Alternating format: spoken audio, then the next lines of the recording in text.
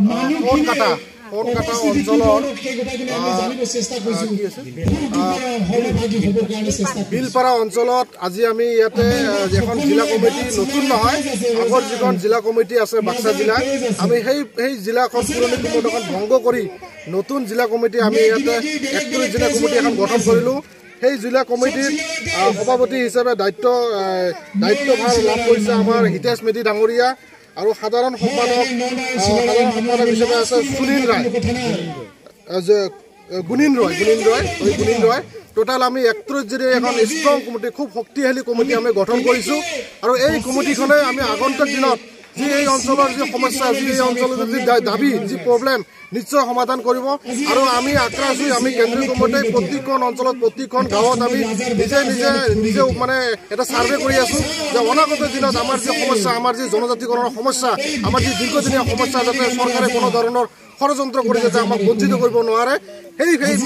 ইয়াৰ ওপৰত লক্ষ্য ৰাখি আমি গোটেইখন জিলা অঞ্চলতে আমি সোমাই আছোঁ আৰু কোন অঞ্চলত কোন জিলা পৰ্যায়ত কি ধৰণৰ সাংগঠনিক দৃশ্য আছে এই গোটেইখিনি চিন্তা চৰ্চা কৰি আজি আমি বাক্সা জিলাখন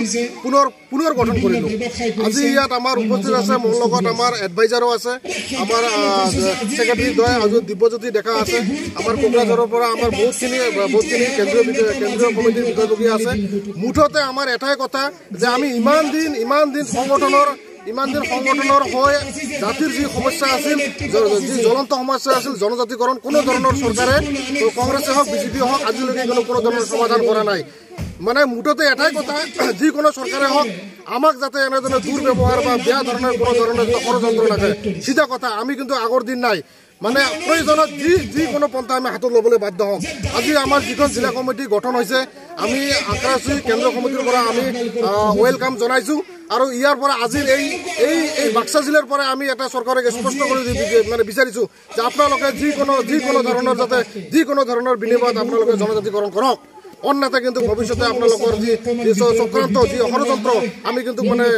এৰি দিয়াত নাই। আৰু আক্ৰাচী চিধা কথা আমি যিহেতু আমাৰ 21 তাৰিখে আমাৰ এক্সিকিউটিভ আছে এক্সিকিউটিভত নিশ্চয় আমি গুৰুত্বপূৰ্ণ সিদ্ধান্ত ল'ম আৰু সেই সিদ্ধান্তত অনাগত দিনত আমি কেনেকৈ জনজাতিকৰণৰ ক্ষেত্ৰত কোচৰাজবংশী মানুহখিনিৰ ক্ষেত্ৰত কেনেকৈ আমি সমস্যা সমাধান কৰিম নিশ্চয় ৰাইজৰ আগত আমি প্ৰকাশ কৰিম। নিশ্চয় কাৰণ ইমান দিন আজি আক্ৰাচু ইমান দিন সংগ্ৰাম কৰিল আজিৰ তাৰিখত মানে কোনো ধৰণৰ জনজাতিকৰণৰ ক্ষেত্ৰত সদিচ্ছা আমি দেখা নাই কি বিজেপি চৰকাৰে হওক কি কংগ্ৰেছ চৰকাৰে হওক কোনো ধৰণৰ অনলি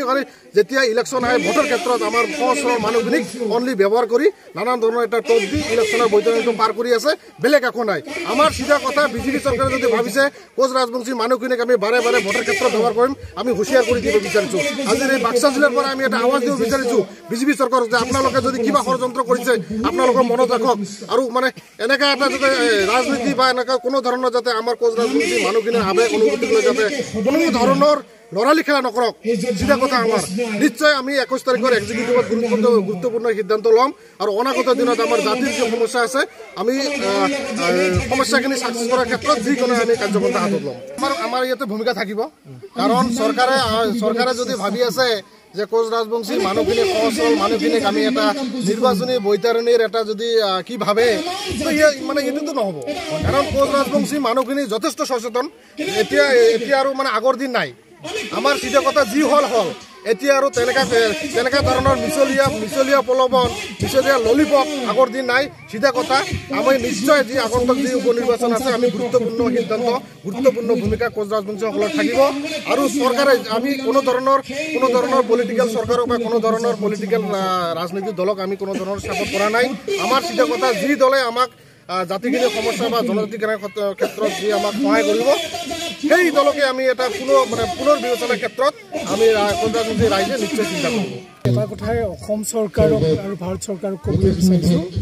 যে দীৰ্ঘদিন ধৰি কোচ ৰাজবংশীসকলে যি জনজাতিকৰণৰ দাবী উত্থাপন কৰি আহিছিল সেই তৎকালে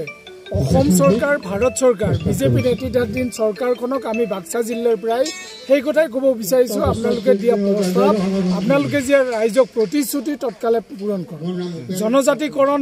যি আপোনালোকে কেইবাবাৰো কৈছিল কেইবাবাৰো আপোনাৰ ৰাইজৰ আগত প্ৰতিশ্ৰুতি দিছিল আপোনালোকে প্ৰতিটো নিৰ্বাচনত আপোনালোকে কৈছিল সেই প্ৰতিশ্ৰুতি ৰক্ষা কৰক আৰু সেই কথাখিনি আমি বাক্সা জিলাৰ এই আজি ভৰি দি বাক্সা জিলা সমিতিৰ সাধাৰণ সভাৰ মজিয়াত থিয় হৈ আমি সেই কথাখিনি অসম চৰকাৰ ভাৰত চৰকাৰ ক'বলৈ বিচাৰিছোঁ আৰু ইহাতে যে আগন্তুক উপ নিৰ্বাচনত আমি এই কথাখিনিও আমি হুংকাৰ দিবলৈ বিচাৰিছোঁ যে সিদিনাখন কেন্দ্ৰীয় মন্ত্ৰী অৰ্জুন মুণ্ডাই যিখিনি 6 জনগোষ্ঠী জনজাতিকৰণ সম্পৰ্কত যিখিনি মন্তব্য প্ৰকাশ কৰিছিল আমি তীব্ৰভাৱে সদৌ কোচ-ৰাজবংশী ছাত্ৰ সন্থাই তীব্ৰভাৱে গৰিহণা দিছোঁ আৰু বিজেপি নেতৃত্বাধীন মৰ্চা চৰকাৰক তেওঁলোকৰ স্থিতি তৎকালে তেওঁলোকক প্ৰকাশ কৰিবৰ কাৰণে আমি আহ্বান জনাইছোঁ অন্যথা আগন্তুক দিনত যি উপ নিৰ্বাচন আহি আছে সেই উপ নিৰ্বাচনত আমি কোচ-ৰাজবংশী ছাত্ৰ সন্থাই বিৰোধী বিজেপি বিৰোধী স্থিতি ল'বলৈ আমি বাধ্য হ'ম আমি এই কথাখিনি ক'বলৈ যে এহাতে আমাক মূল কোচ-ৰাজবংশীসকলৰ মূল সমস্যা জনজাতি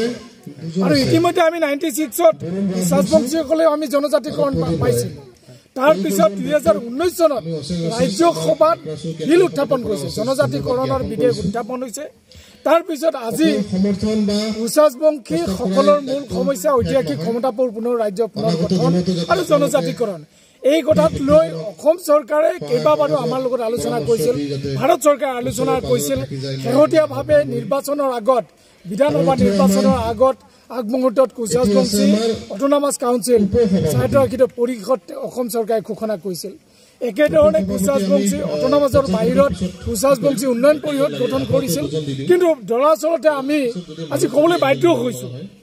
যে এহাতে কোচ-ৰাজবংশী অটোনমাছ কাউন্সিল দিয়া হ'ল কিন্তু এহাতে চৰকাৰৰ কুটকৌশলৰ কাৰণে আজি সেই গোটেই বস্তুবোৰ ওলমি থাকে একেধৰণে ডেভেলপমেণ্ট কাউন্সিলৰ ক্ষেত্ৰত আজি তাৰিখলৈকে এটকাও তেখেতসকলে ডেভেলপমেণ্ট কাউন্সিলখনত দিয়া নাই আৰু সেইকাৰণে আমি কৈছোঁ যে বিজেপি নেতৃত্বাধীন মৰ্চা চৰকাৰখনৰ যে কোচ-ৰাজবংশীসকলৰ দায়বদ্ধতাৰ অভাৱ সেইখিনি ইতিমধ্যে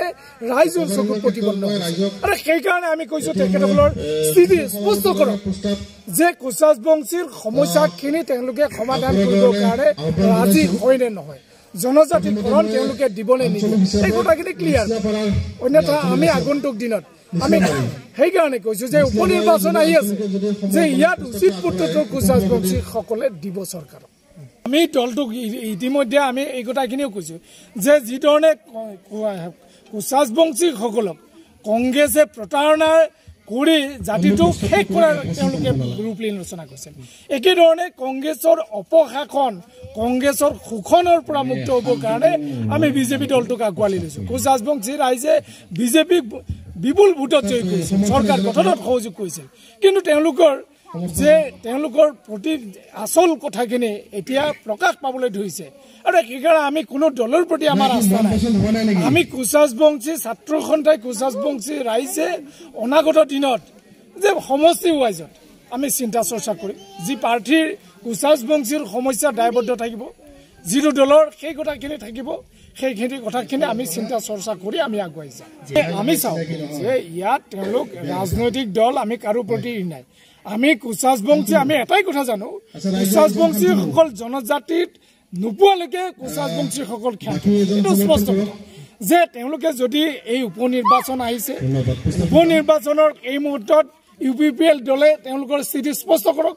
কোচ-ৰাজবংশীসকলৰ সমস্যাৰ ক্ষেত্ৰত তেওঁলোক কিমান দায়বদ্ধ এই কথাখিনি তেওঁলোকে স্পষ্টি দিয়ক